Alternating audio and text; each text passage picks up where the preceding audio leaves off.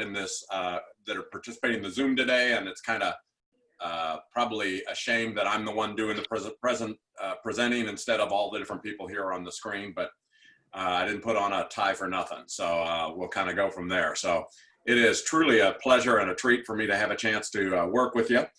Two little caveats I wanted you to know. I'm actually better on Zoom just because of the smell versus being in person, which is helpful. And the other thing is I do have a little bit of a reminder that the camera adds 10 pounds and I got like 9 cameras on me right now. So if y'all could do the math, that would be very helpful there. I'm also honored to be able to do this. This is the first time my wife's let me out of the basement since March 19th. And so that's kind of a neat opportunity too. That's a win-win for me. So it is a real treat, and I truly am excited. And I do want to thank all of you for the roles that you play. You know, it's interesting how much school leaders have had to show the world what leadership is, because we've lacked a lot of leadership on a lot of different levels across the country in the United States. And school leaders have had to take the forefront, and you all have done an incredible job of that. And you know, it's really a challenge, both in terms of the 20 minutes, because usually I'm not even done with stupid jokes in 20 minutes, but it's also tough to think about exactly what to share and what to do, because so much going on here. Can I be, as a presenter, to be able to share my screen?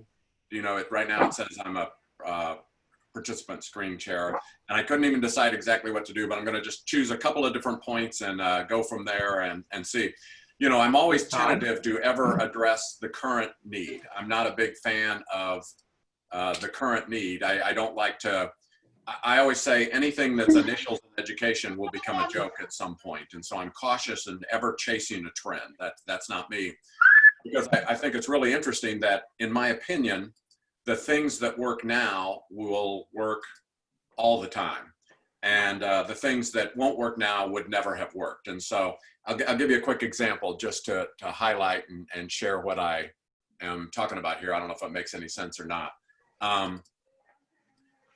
If we think about a trend currently, and I'm never against trends, but it's just I try not to chase them. If we think about a trend currently, how many of you are familiar, and I'm looking at you there, so you can either on the chat give a yes or no, and now I'm sharing the screen. I have the wrong version, so hang on one second. How many of you, got to get out of this. Okay, sorry, I apologize. How many of you are familiar with alternative seating? Okay, in terms of classrooms, alternative seating, that's a big trend right now related to classrooms. What's interesting is, I'm doing a great job. Okay, what's interesting about alternative seating is the fact that how many of you, and you can answer this in the chat room if you want to, wherever you'd like to do this, how many of you are familiar, gee, I'm doing a terrible job of this, I don't even know why I do Zooms daily. How many of you are familiar with alternative seating? Okay, how many of you have at least one outstanding teacher that would be truly outstanding with alternative seating? Give me a yes or no on the chat room, raise your hands, whatever you want to do there. How many of you have at least one truly outstanding teacher that would be outstanding using alternative seating? Okay. How many of you have at least one truly outstanding teacher that would be outstanding not using alternative seating? Yeah. Okay, can I see a show of hands or yes or no on there? How many of you have at least one ineffective teacher that would be ineffective using alternative seating? Yep. How many of you have at least one ineffective teacher that would be ineffective not using alternative seating? I got a little question for all of you now, and this is a little mind bender. What is not the variable? Okay, so if you could answer that on the chat room, that'd be great. What is not the variable? Okay, before you even type, the answer is alternative seating. And the reason, but I understand, I'm not critical of alternative seating. I'm not for it, I'm not against it. That's how come I always say it's people, it's not programs. If you have a teacher that wants to do alternative seating, you'll do everything in your power to support them using alternative seating because it gets them juiced up. But if you have a teacher that's effective that doesn't use alternative seating, why would you force them to use alternative seating? Because actually what you've done then is potentially reduce their interest in being in teaching that year. And that's what we have to look at. And that's how come we have to be cautious related to chasing whatever is going on now. It's funny, I've been doing a lot of seminars on leadership during difficult times, and And I'm always cautious because I never try to downplay. I don't want to downplay alternative seating either. I don't want to downplay the difficult time, but everything is always a difficult time. Don't your teachers always have the worst kid they've ever had? Don't they always have a difficult class? Isn't it always a tough time of year? And I'm not belittling anyone. And obviously we have an incredibly challenging time right now. But the thing to understand is you really don't do anything to be effective during a difficult time than you do to be effective not during a difficult time. It's just during a difficult time, if you're not effective, it shows. That's really what it is. Think about this. If you're in a high socioeconomic school, if you have a teacher that's really not skilled, you know what's amazing? They get along okay. They do. The kids are behaved pretty well. The grades are going to be okay. You know their test scores are still going to be okay because the product they have is so different than everybody else's, everywhere else. What's strange is that if you take that teacher and you put them in a school that has low socioeconomic students, they are exposed like that. They are exposed like that. But if you have a teacher that's in a high socioeconomic school that's phenomenal, and you take them to a more challenging school, they're doing the exact same things they were always doing. And you know what's amazing? They work. And that's what we have to look at instead of chasing this. So I'm going to just talk about a couple of things during difficult times that are going to apply all the time. Otherwise, it'd be just a waste of time to talk about these. One of the things is, and you all know this, one of the things is if you're going to be any good, you have to accept responsibility. If you ever hear a leader say, I am not responsible, they are a joke. And you know they're a joke. Everyone knows they're a joke. And what they're doing is they're trying to just avoid blame. And you can't. The reason you might as well accept responsibility is you are responsible. You can't get rid of blame. You're going to be blamed anyhow. Just take it. Take it for the team. I work with schools literally all over the United States and around the world.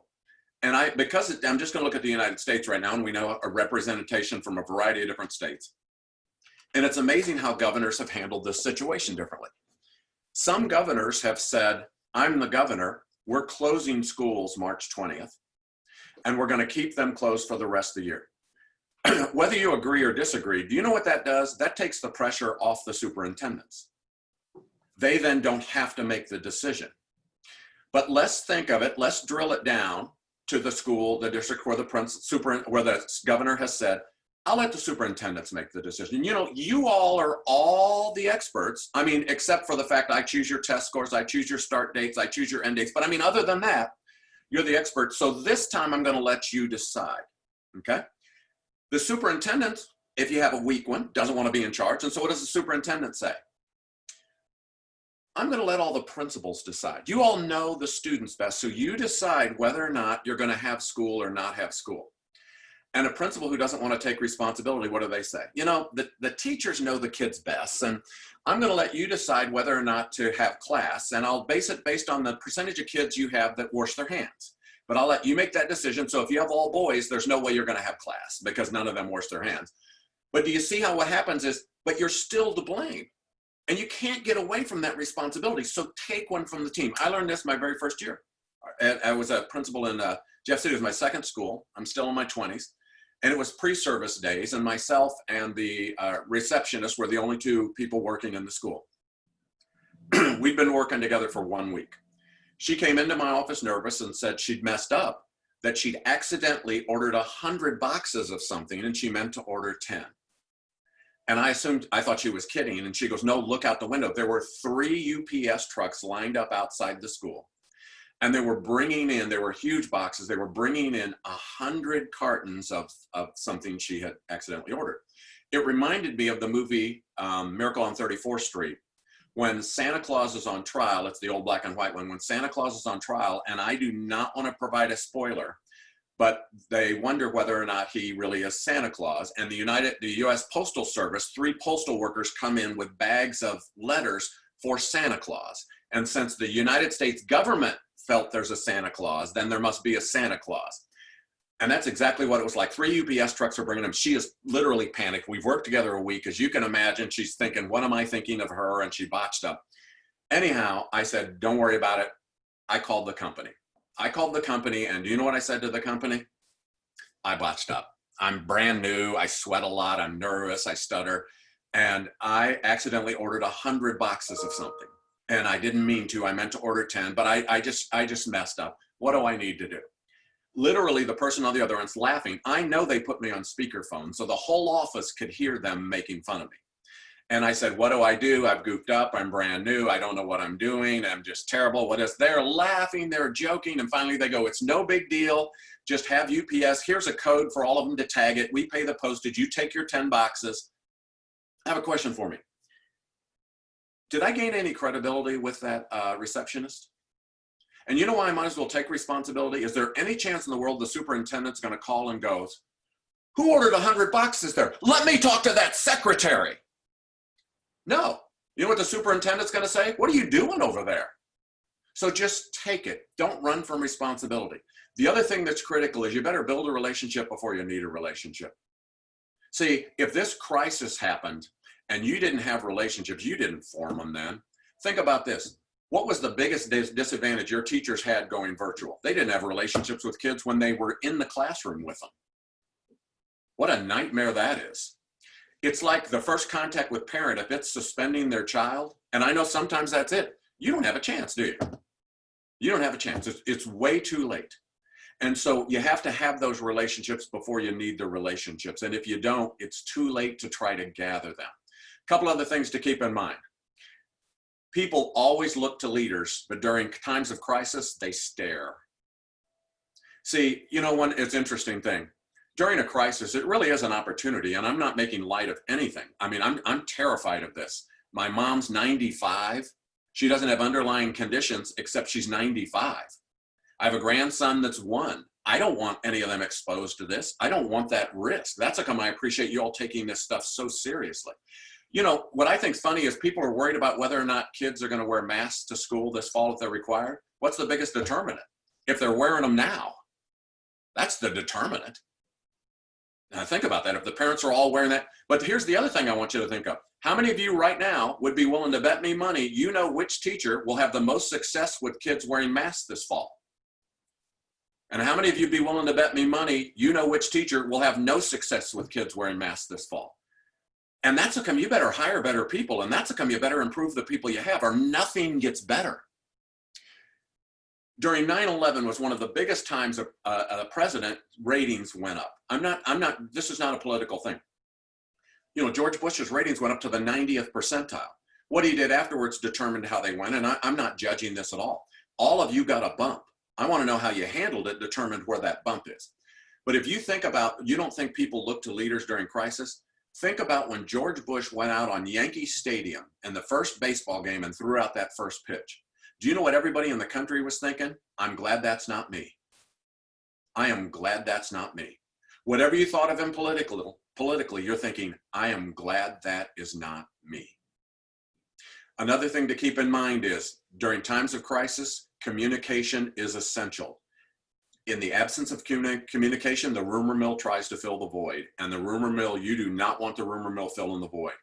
I have done so many workshops with people around the world. I'm starting a series with Australia about leadership during difficult times. The only problem I have is it's hard to talk to people when they're upside down. But anyhow, what's interesting is I have people who say stuff like, Todd, what if you over-communicate? People tell me I over-communicate. I go, what they're telling you is you're doing it wrong. You don't over-communicate, you do it wrong. Okay, I've been married for 33 years. How often do you think my wife gets tired of me telling her she looks good? Does that break her spirit to live? You know, when we go out, I go, honey, you really look nice. She's never said, Todd, quit over-communicating. But instead, you know, just think of this. We go to a dinner party. It's a thing where everybody's all dressed up. We get home. I go, honey, you look great tonight. I'm not kidding. You were the second best looking woman in that room. That seems like it's a compliment. But you know what's weird? She's going to go, stop complimenting me. Because she felt like I over-communicated. So we have to understand this. The other thing that's critical is just how good we are all the time is what makes a difference. Leadership is not an event. In my book, the new version of What Great Principles Do Differently, I talk about leadership's not an event. And you know what inspired me? Social media. just people talking about principals kissing pigs. And I like it. I think it's funny you kiss a pig. But you know what? If you're no good, nobody cares if you kiss a pig. And if you're great, nobody cares if you kiss a pig. But I don't care if you kiss a pig. It's not an event. I was in a Sam's Club recently. Does anybody know? You give me a wire in. Does anybody know what a Sam's Club is? Just give me a wire in. I don't want to brag, but I'm a member. And anyhow, I was checking out here in Columbia, Missouri. This was pre-COVID, and I was checking out, and there was a guy in Sam's Club wearing a dinosaur suit dancing. And you know, it makes you a little nervous related to just safety and what's going on. But the clerk behind the person waiting on me said to me, he goes, "Don't worry, that's our manager. We love him." I felt better. And a lady in line behind me, a customer just like myself, a lady in line behind me said, "I wish my manager wore a dinosaur suit. I wish my boss wore a dinosaur suit." And you know what I said? No, you don't. You wish they were good. That's what you wish. You wish they were good. If they were good, you couldn't care less if they wear a dinosaur suit. And if they're no good and they wear a dinosaur suit, do you know what you're thinking? Who's the asshat in the dinosaur suit? And it's what we do every day. It's how we treat people every day. It's not an event. It's how do we make people feel special? How do we make people feel important? Isn't that what your best teachers do? You know, if you want to impact someone's life, and this is an event, if you want to impact someone's life, when your school gets back together, go into your best teacher's classroom, not at the start of the year when you're happy and perky. See, you have to charge people up when you're not charged up. Because when the life sucked out of you, the life sucked out of everybody else too. You know, when the principal sneezes, the whole school catches a cold one way or the other. And I want you to think about when you're tired, when you're worn out, I want you to go into your best teacher's classroom and leave one note. Okay, I want you to leave one note. I want you to go into your best teacher's classroom and leave a note that says, "I was sitting down in my office and I forgot what school was. And I wanted to come into your classroom so that I could remember what school was. Thanks for being here for the students. And thanks for being here for me." Got a question, folks. How does that make you feel? Give me a wire in. How many of you have never gotten a note that nice in your life? In your life. And you married someone. I want you to realize that's part of leadership now.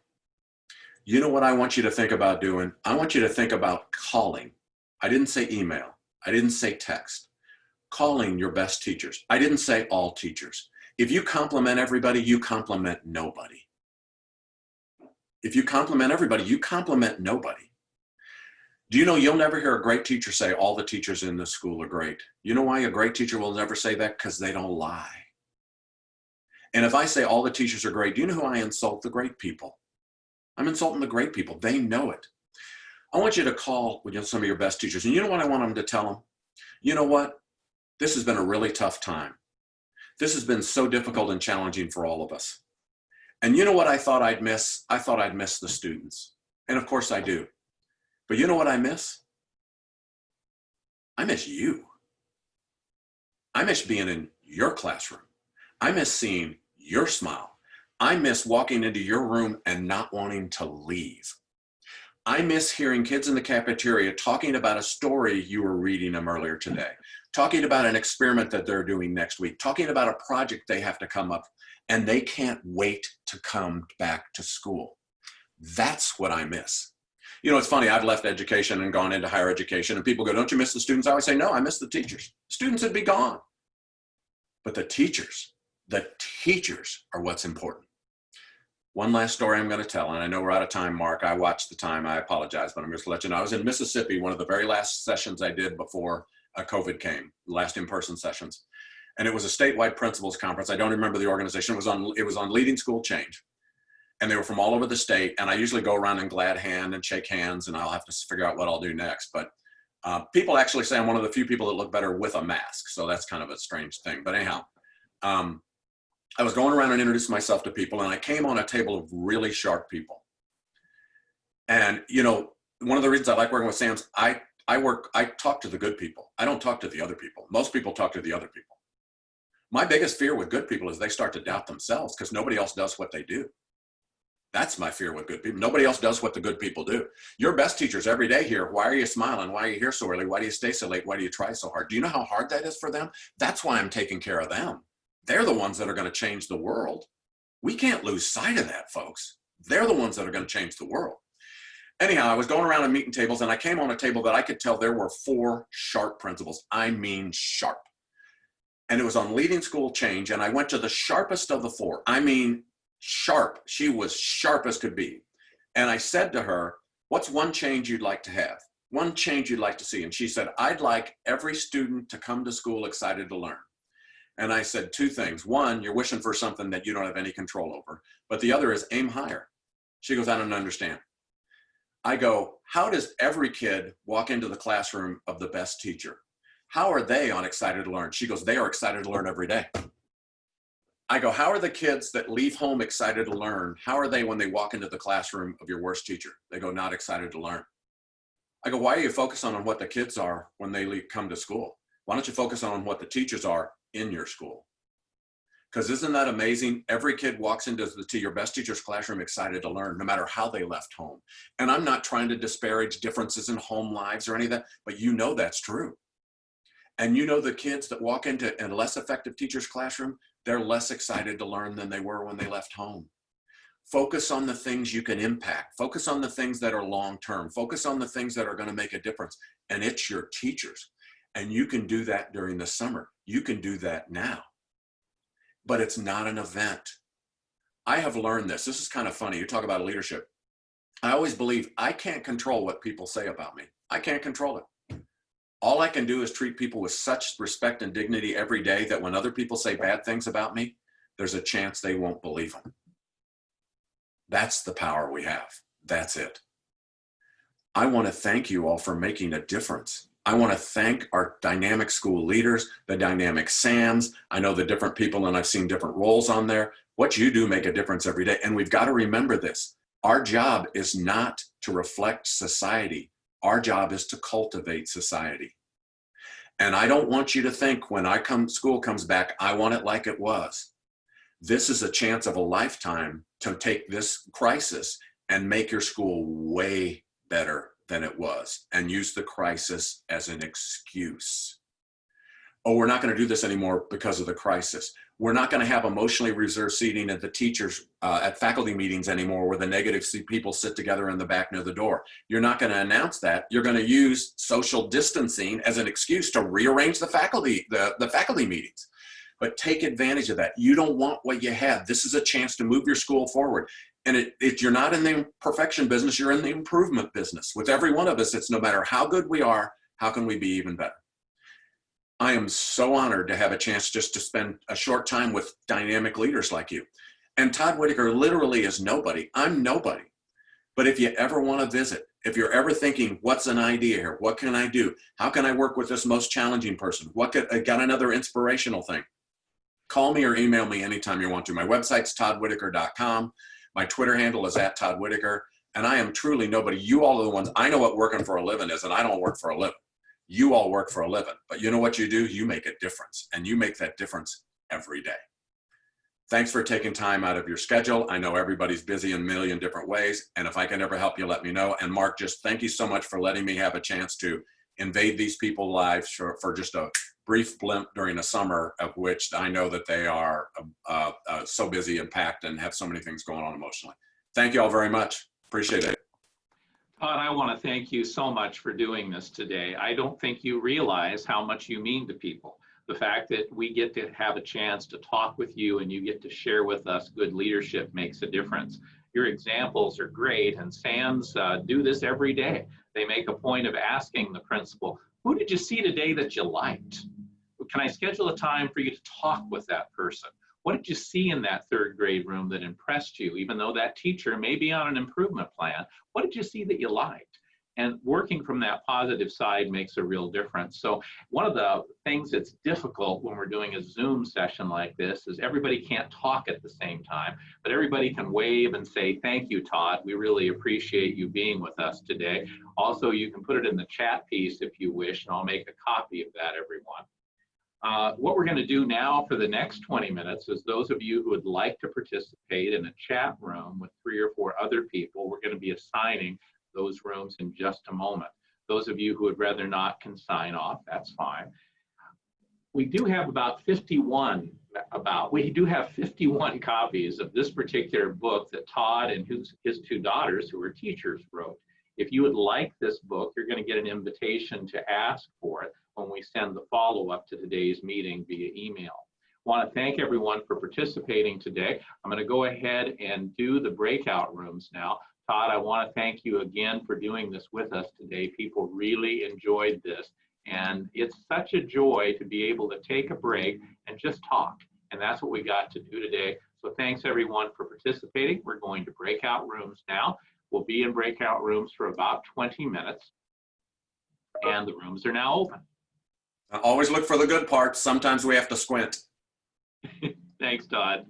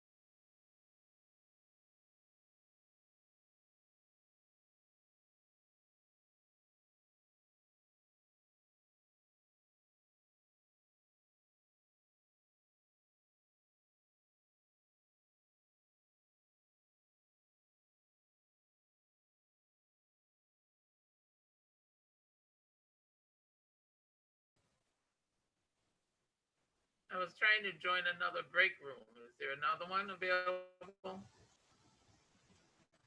Oh, breakout. Oh, here's one here.